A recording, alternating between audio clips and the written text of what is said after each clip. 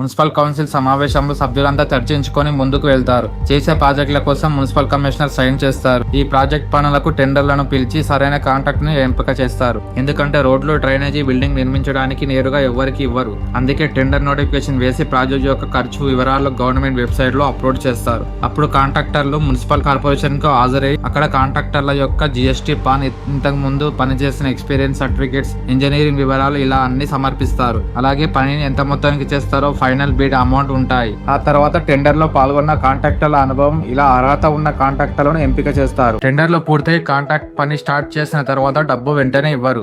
ఎందుకంటే కాంట్రాక్టర్ సమర్పించిన బిల్ ను చెక్ చేసి నిజంగా పని పూర్తయిందా అని ఇంజనీరింగ్ ఇన్స్పెక్షన్ కి వచ్చి చెక్ చేస్తాడు. ఇక్కడే మున్సిపల్ కమిషనర్, అకౌంట్స్ అధికారి సిగ్నేచర్స్ ఉంటేనే డబ్బును కాంట్రాక్టర్లకు ఇస్తారు. ప్రాజెక్ట్ పూర్తయి ముగిసాక ఆడిట్, ఇన్స్పెక్షన్ జరుగుతుంది. గవర్నమెంట్ ఫండ్స్ సరైన విధంగా వాడారా లేదా అని చెక్ చేయడం జరుగుతుంది. ఆడిట్ అధికారులు ఖర్చు బడ్జెట్ ప్రకారం జరిగిందా, టెండర్ నిబంధనలు పాటించారా, బిల్స్ సరైనవా అని చూస్తారు. ఏదైనా తప్పుడు బిల్లులు ఉంటే ఆడిట్ ఆబ్జెక్షన్ నమోదు చేస్తారు.